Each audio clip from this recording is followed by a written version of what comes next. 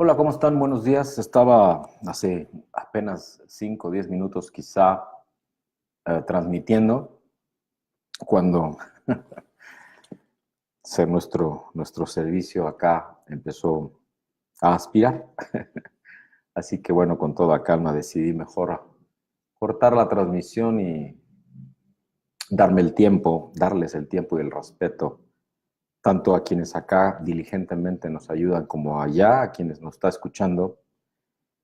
Y compartirles de esta continuación en esta serie de reflexiones para alcanzar la visión recibida, esa que tienes en tu corazón o quizá por lo menos en tu mente, con un mensaje parcial en esta corto devocional que habla de una visión universal y que tiene un fundamento concreto en la carta de Pablo a los Colosenses en el capítulo 1, versículos 16 al 18, que dice: porque en él fueron creadas todas las cosas, las que hay en los cielos y las que hay en la tierra, visibles e invisibles, sean tronos, sean dominios, sean principados, sean potestades.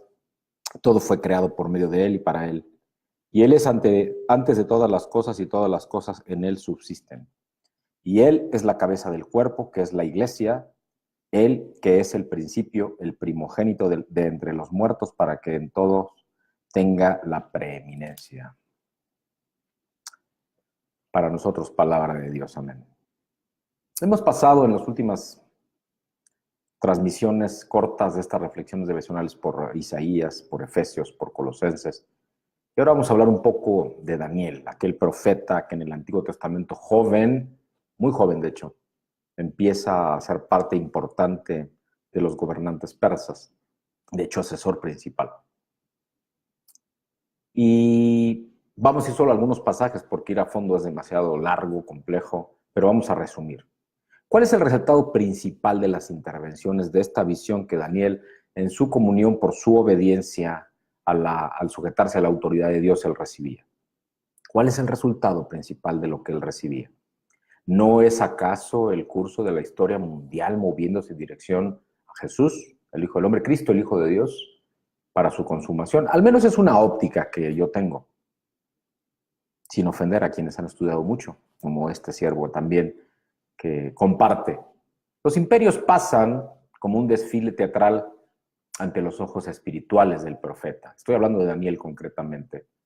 En rápida sucesión, él ve a aquellos poderosos imperios mundiales, cada uno cayendo ante su sucesor. Y al final, Daniel ve una piedra cortada no por manos, quebrantar la historia de este mundo y un reino que es levantado cuyo fin no se ve y nunca será visto.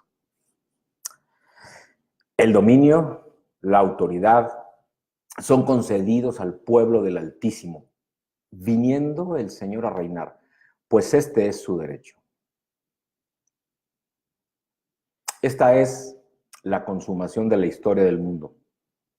Este es el desfile, el pasar delante de los ojos, al menos del profeta Daniel, pero luego la historia ha dado testimonio de que así ha sido, el desfile de todos los imperios moviéndose en dirección al Rey de Reyes y Señor de Señores, a Jesús, a Cristo, el Hijo de Dios. Y esta es una gran lección espiritual, al menos para este amigo, hermano suyo que les habla.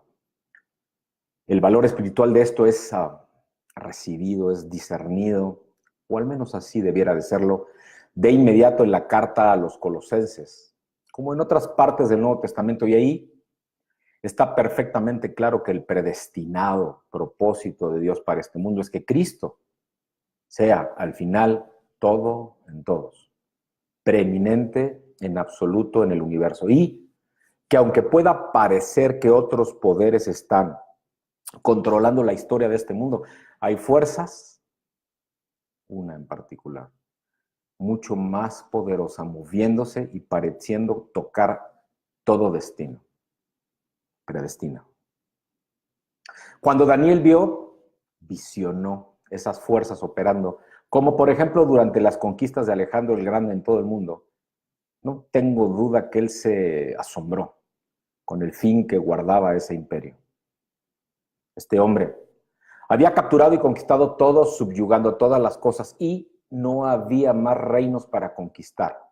pues él ya poseía el dominio absoluto. Y entonces Daniel ve a Alejandro el Grande derribado con un soplo, destruido antes de alcanzar una mediana edad, y vio otro poder que arribaba, y Daniel vio más. ¿Cuál sería el fin de todo eso? Él vio el final en las manos del Hijo del Hombre. Si miramos el mundo de hoy, bien podríamos decir, viéndolo naturalmente, bueno, ¿qué ocurrirá ahora? Las cosas van de mal en peor, eso lo sabemos, lo vemos todos los días. Veamos cómo está todo. Reflexionemos cuánta cosa terrible está aconteciendo en el mundo. Y quizá lo estamos viendo y preguntándonos al mismo tiempo, ¿cuándo será el fin y cuál será ese fin? El fin, te lo digo, querido lector, todos los que ven, y digo lector porque también queda por escrito, el fin es Jesús en ese trono de dominio universal y nada va a poder evitarlo, ¿sabes? Tan si lo crees como si no lo crees. Tú que me vas a ver, a escuchar o a leer posteriormente. Debemos tener esto en nuestro corazón. Y entonces ver cuánto poder tenía esta visión que Daniel recibió hace prácticamente 2600 años, 2500 años. La visión tiene un poder inmenso. Porque donde no hay visión, el pueblo ciertamente se desintegra. Tú, yo, cualquiera. Nos derrumbaríamos si estuviésemos presos solo por las condiciones del mundo. Y si estas fuesen todo lo que pudiéramos ver. Pero no es así. Así es el corazón del hombre debilitado por el miedo. Pero hay toda una diferencia cuando se tiene esta visión que nos comparte Colosenses 1, versículos 16 y 17, donde establece definitivamente, porque en él fueron creadas todas las cosas. Todo fue creado por medio de él y para él. Y él es antes de todas las cosas y todas las cosas en él subsisten.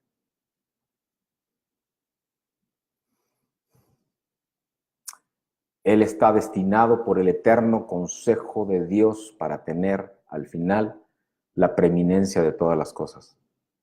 El primer capítulo de la carta de los Colosenses es la suma espiritual de las visiones de Daniel. Y es una visión en donde este cuerpo es. Y la pregunta es, ¿pero lo es hoy? Porque en Ezequiel, entre las muchas visiones que Dios le concedió, quiero compartirte una muy particular en el capítulo 40, que es la visión del templo que está para venir, el templo de la época final. La visión es de un varón con una caña de medir, viniendo y midiendo el patio, el templo, tomando de manera detallada las dimensiones de todo lo relacionado con el templo, los muros, su altura, su longitud, su anchura, cada pasaje, cada corredor, cada cámara, cada vaso. Todo medido con precisión, con exactitud, con excelencia. Luego se anota con precisión lo que son esas cosas, como por ejemplo, qué es y para qué sirve cada cámara. Todo está escrito en su naturaleza, sus dimensiones, su propósito. Y fuera del templo, el río bajo el altar, brotando, ganando volumen, profundidad, longitud, fuerza, conforme va avanzando. Los árboles en ambos lados continuamente generando frutos cuyas hojas nunca caen.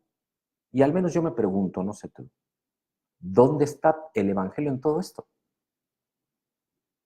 Vamos a regresar de nuevo a la carta a los Efesios y tendremos muy claro de qué estamos compartiendo y qué quiere Dios decirte hoy, con mucha precisión. Este templo tiene su contraparte espiritual en esta dispensación, en esta entrega que te estoy dando por parte de Dios en la iglesia, que es su cuerpo.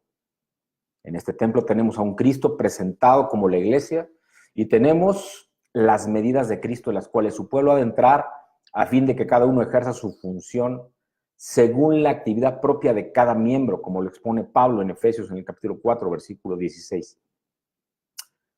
Esa es tu medida en Cristo.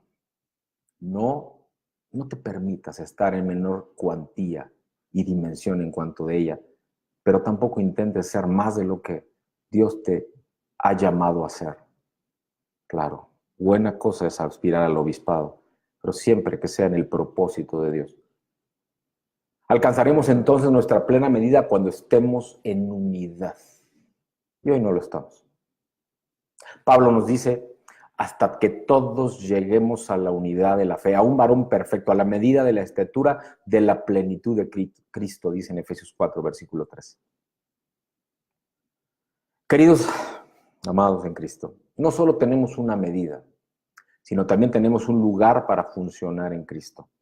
Porque en este templo hay lugares de servicio y cada uno tiene su lugar asignado en el ministerio y cada coyuntura ha de funcionar y cada miembro debe cumplir su función, porque el cuerpo es uno y tiene muchos miembros, dice 1 Corintios 12, versículo 12.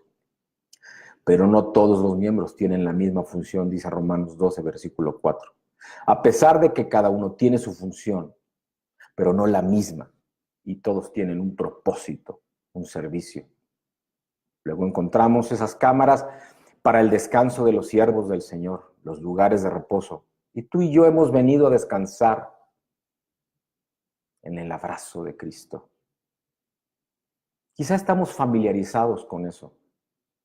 Y quizá tanto que tal afirmación ya no provoca asombro en nuestro corazón, no sé a ti.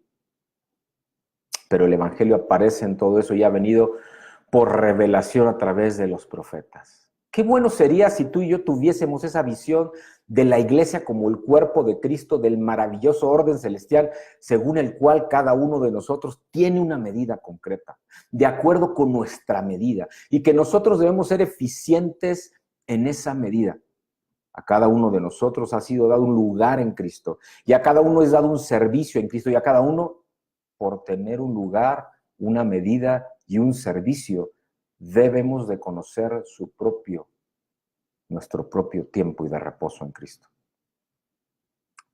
La revelación espiritual de la iglesia como el cuerpo de Cristo, amados, es, queridos lectores, algo maravilloso, asombroso quizá, al menos para mí.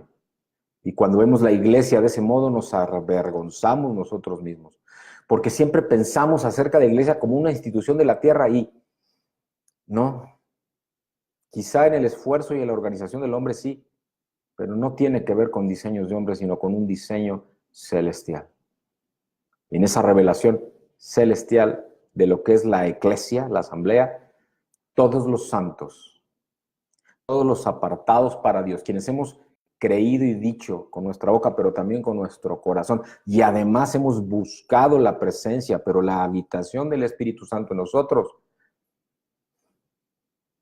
estamos anhelando crecer y continuar creciendo a la medida del varón perfecto. Esa es la que debiera ser la iglesia. Un templo santo en el Señor. Yo te invito a que oremos, a que clamemos a Dios por esa visión que Él ha puesto o quiere que tengas en tu corazón. ¿Orarías para que el pueblo del Señor en todo lugar alcance esto? Y es algo, sí, que requiere mucho tiempo de clamor, de oración, de permanencia, de comunión, de unidad. Esa es una necesidad real hoy. Y vamos a concluir con una palabra de Zacarías entre las visiones de este profeta en el capítulo 4, cuando dice, volvió el ángel que hablaba conmigo y me despertó, como un hombre que es despertado de su sueño y me dijo, ¿qué ves? Y respondí, he mirado y he aquí un candelabro todo de oro con un depósito encima y sus 7 lámparas encima del candelabro y 7 tubos para las lámparas que están encima de él. Amén. Versículos 1 y 2 del capítulo 4 de Zacarías. Un candelabro de oro puro. ¿Qué es eso de acuerdo con la revelación del Nuevo Testamento? Es un instrumento exclusivo de Dios aquí en la tierra para manifestar el testimonio de Jesús. Algo enteramente de Dios. No hecho por hombre ni constituido por hombre, sino algo que Dios produjo en el cual hay un testimonio llameante. Fuego encendido de Jesús por el aceite del Espíritu Santo.